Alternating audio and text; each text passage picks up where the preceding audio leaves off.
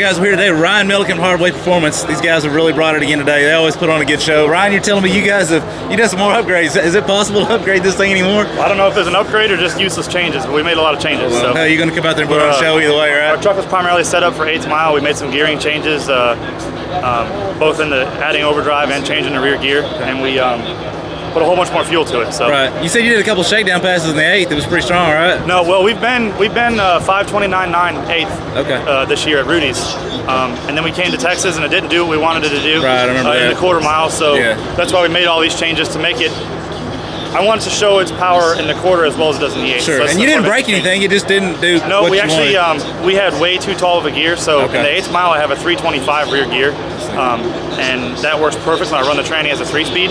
But when I called overdrive, that gave me enough gearing for like 220 miles an hour. So it was a tremendous load to put against the motor for that torque converter to pull down, and the torque converter just didn't take it. Sure. So, change the gearing up so you feel a little better. Yeah, put some 370 gears in it, which makes a whole lot more sense on paper than what we tried to do before, which is just call overdrive on a otherwise 8th mile setup. Right. So, well, cool. This works a whole lot better for us. Well, for folks that don't know, tell me about the core setup here. What kind of turbos you running, the boost and everything? Top turbo is a GTX 5533R. It's a 98 millimeter. Flows supposedly 220 pounds a minute, but I haven't seen a map on it. Right.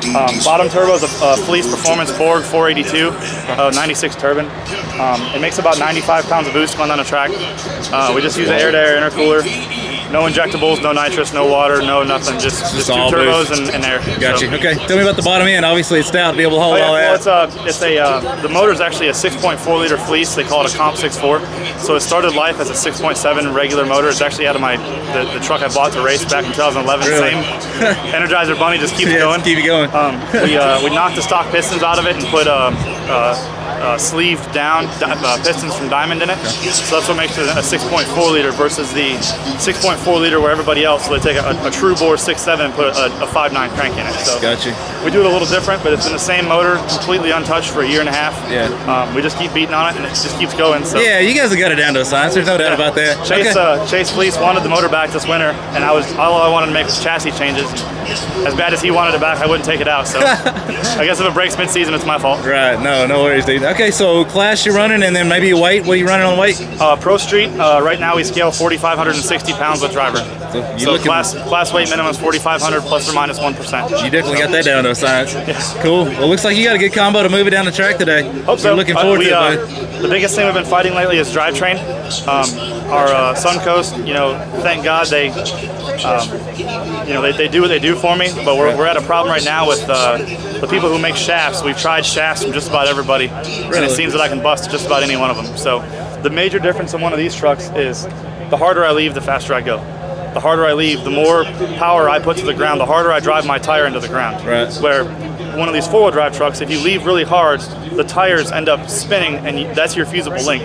I have no fusible link. Right. So if I set this thing up to dead plant, or let's say I misjudged the track and the track is way tighter than I expected, and I had the truck set up really tight, and I let off the trans brake, and instead of getting on top of the tire like I'm supposed to, it just dead hooks. Shaft. I might as well have just had my drive shaft bolted to the ground when I let off the brake, because that's what the transmission sees. It won't move. Right. And we've had hell with intermediate shafts this year, so.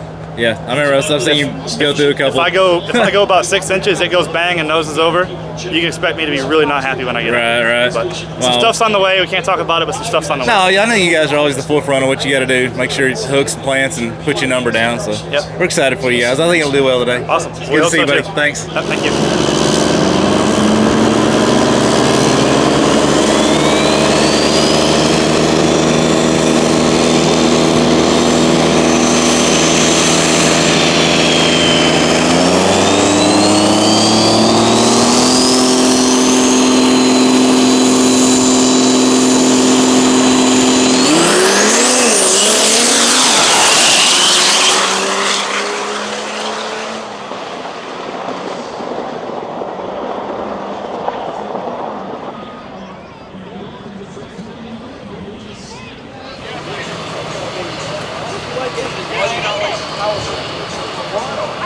I like girls, not pretty.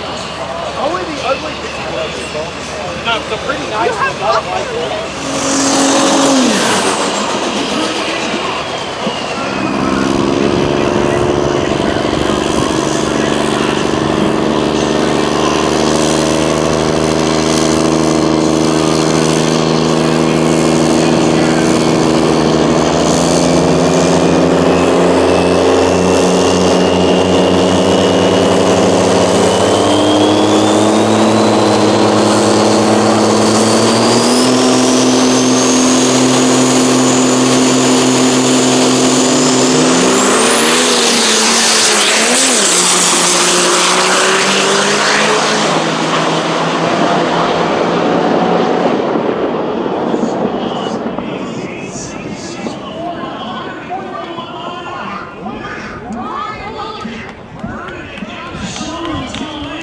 Levon Miller left before the third effort. Miller reaches that he didn't get the LB3A foul. He actually went red before they started tripping the amber lights on approach tree. So Levon Miller out. Milliken winner.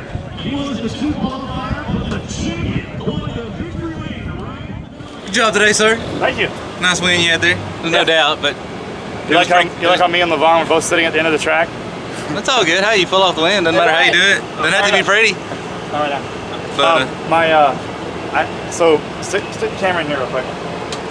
I got this little switch panel thing here. right.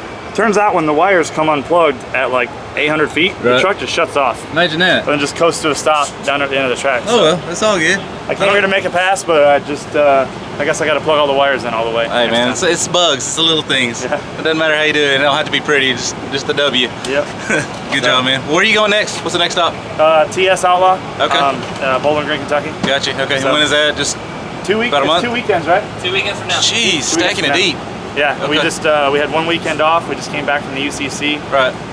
1 weekend That off. was a big weekend. I mean, Yeah, that was we were huge. gone for 12 days. Wow.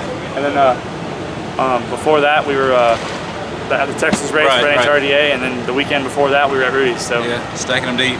Well, don't go home, know. plug your wires up, and then go ahead and get you in a couple of yeah, weeks. we there was also this other little tidbit. Apparently, you got to put fuel in it. Oh yeah, get a So- little sloshy down the bottom. Yeah, so it won't start once you plug it back in because there's no fuel. Oh well. So- I'm sure between here and 2 weeks from now, y'all can find some fuel I guess somewhere. I guess when you try to do too many things at once, you forget simple things like Hey. plugging shit in and putting fuel in. It happens, But man. You got a lot going on. Whatever. Well, good to see you, buddy. Hope y'all have good luck in a couple of Yep. weeks, and then we'll see you on the circuit. Thank you. Thanks, man. Yep.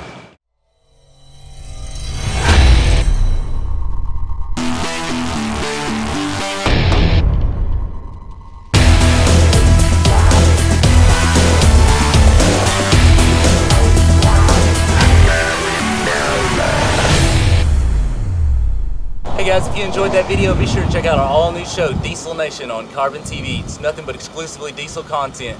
Got driver interviews, product and shop reviews, and all the diesel action you love. Be sure to click the link over here to my left or the video description below on mobile. And remember, let the coal roll.